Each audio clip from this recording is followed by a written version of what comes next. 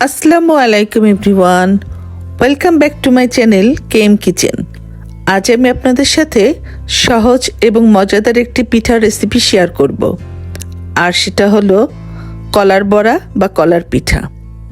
এই পিঠা তৈরি করতে কোনো খেজুর গুড় লাগবে না।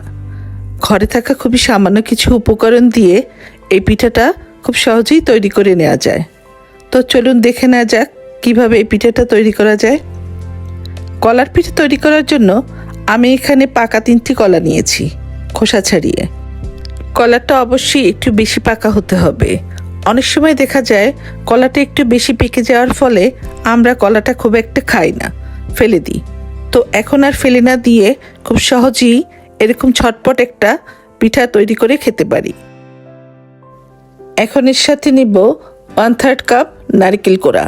এটা অপশনাল, না দিলেও চলে, তবে দিলে পিঠার স্বাদ অনেকটাই বেড়ে যায়।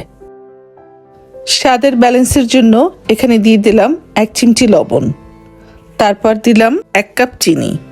তবে চিনিটা আপনারা টেস্ট অনুযায়ী বাড়িয়ে কমিয়ে নিতে পারেন। তবে চিনিটা বেশি হলে পিঠাটা তেলে ছাড়ার পর তাড়াতাড়ি পড়ে যাওয়ার সম্ভাবনা থাকে। মিষ্টিটা একটু হালকা হলে এই পিঠাটা খেতে খুব মজা হয়। এখন নারকেল চিনির সাথে কলাটা ভালো করে চটকে নিব, যাতে করে চিনিটা ভালো মতো গলে যায়। কিছুক্ষণ চটকে নেওয়ার পর কলাটা ভালো মতো ম্যাশ হয়ে যাবে।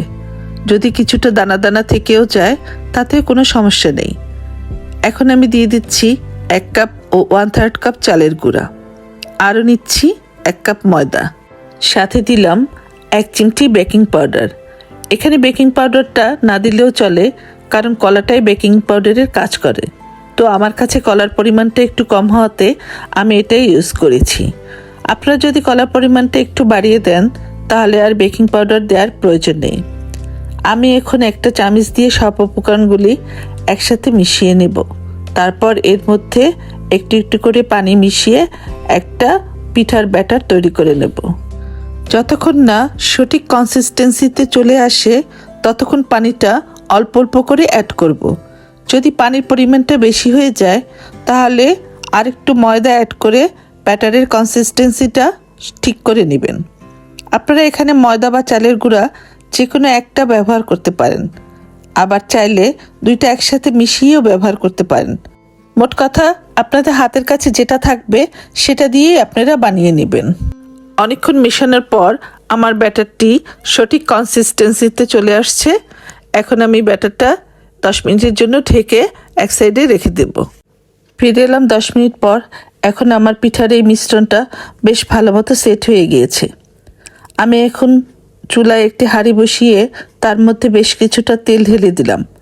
তেলটা গরম হওয়ার পর এর মধ্যে হাতের সাহায্যে এভাবে পিঠা শেপ করে ছেড়ে দিচ্ছি।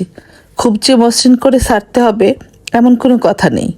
হাত দিয়ে যতটুকু পারা যায় সেভাবে দিতে হবে। তবে কোনোভাবেই লম্বাটে আকৃতির বা লেজ বের হয়ে থাকে এভাবে না দিতে, তাহলে দেখতে ভালো লাগবে না। পিঠাগুলি তেলের মধ্যে ছাড়ার সাথে সাথে উল্টাতে যাবেন না। এক পাশ একটু হয়ে আসলে এমনিতেই পিঠাগুলি তেলের উপর ভেসে উঠবে।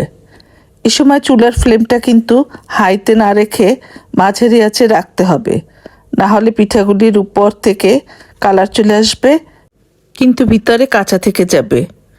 তাই মাঝারি আঁচে পিঠাগুলিকে উল্টিয়ে পাল্টিয়ে ভেজে নিতে হবে। এবার আমি পিঠাগুলিকে তেল থেকে উঠিয়ে নিচ্ছি। ব্যাস, তৈরি হয়ে গেল আমার মজাদার কলার পিঠা বা কলার বড়া। তবে আমরা এটাকে কিন্তু বড়া পিঠা হিসেবেই চিনি। এই পিঠাটা ঠান্ডা অথবা গরম দুইভাবেই খেতে মজা। গরম অবস্থায় বাইরেটা ক্রিস্পি এবং ভেতরটা নরম থাকে, আর ঠান্ডা অবস্থায় পিঠাটা কিন্তু পুরোটাই সফট হয়ে যায়। আশা করছি আজকের এই রেসিপিটা আপনাদের কাছে ভালো লেগেছে। যদি ভালো লাগে তাহলে একটি লাইক এবং সাবস্ক্রাইব করে আমার পাশে থাকবেন। সবাই ভালো থাকবেন, আমার জন্য দোয়া করবেন। আল্লাহ হাফেজ।